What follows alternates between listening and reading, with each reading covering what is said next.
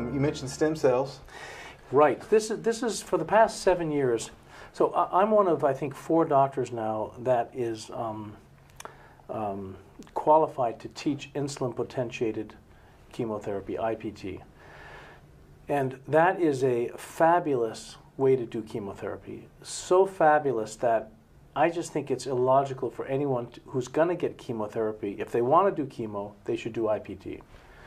Couple quick reasons, and this might be included in other people discussing it, but you have to know that when you give insulin, it shifts the cancer cells to what's called the S phase, or the synthesis phase, or the active phase, and that's the only phase that chemotherapy can be effective.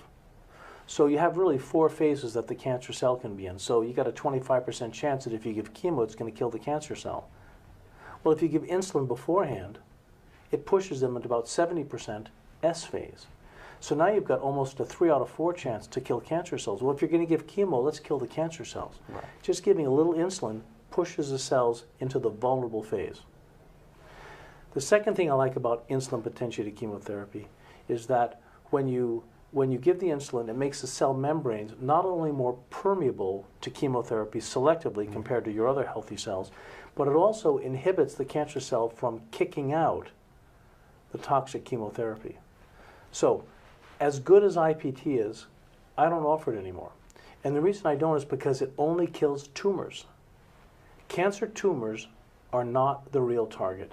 Cancer stem cells, which is usually about less than 3% of the tumor mass, would be the cancer stem cell. These are the ringleaders. These are the guys that are fomenting a riot, and they have their lieutenants. But for the most part, a group riot is really composed of bystanders who watch and maybe kind of go along. The tumor is not dangerous. The primary tumor rarely kills people unless it grows big enough to obstruct an airway or an artery or something. But it's the metastatic process that's dangerous. And what we now know from people like Professor Max Wicha, Max Dean at Stanford, Wiches in Michigan, the literature, if you search cancer stem cells on Google, if any of the patients will search cancer stem cells, they'll see that the cancer stem cell is the real target.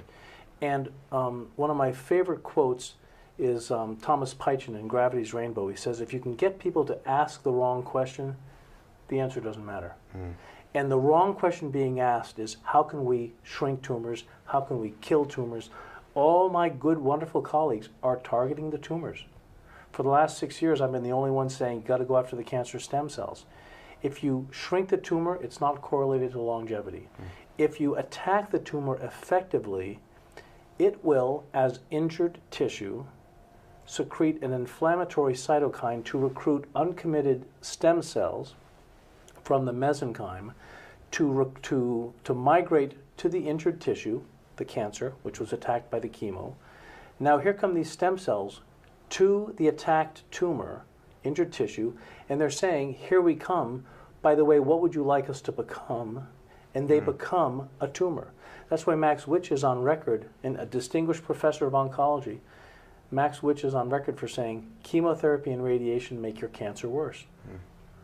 But you can't just stop a gazillion-dollar industry in its tracks and have everyone say to their patients, sorry, no chemo today, you know, our gurus have told us not, until they can start making money on an anti-inflammatory, which is what they're working on now, because the anti-inflammatory will stop the recruitment of the cancer, of the stem cells which become cancer stem cells.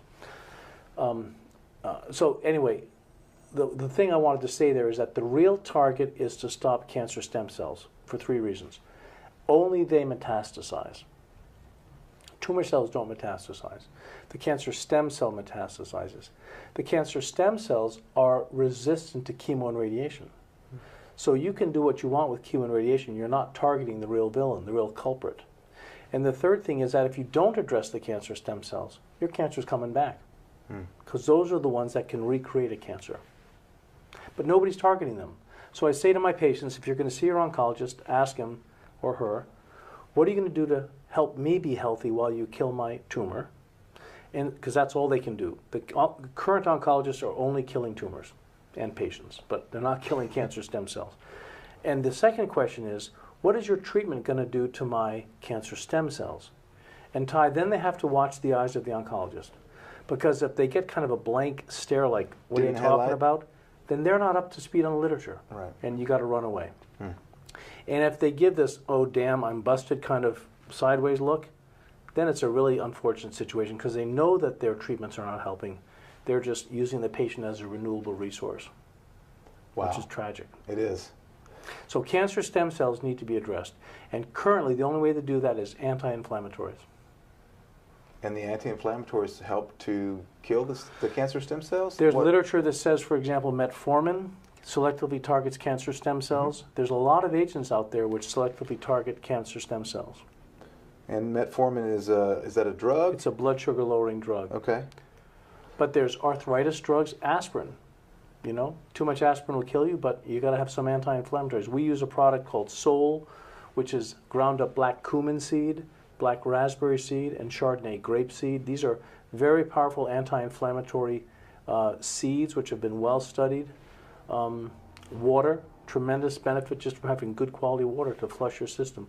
Seeds have oils in them, and oils help restore membrane of cells integrity. So a lot of benefits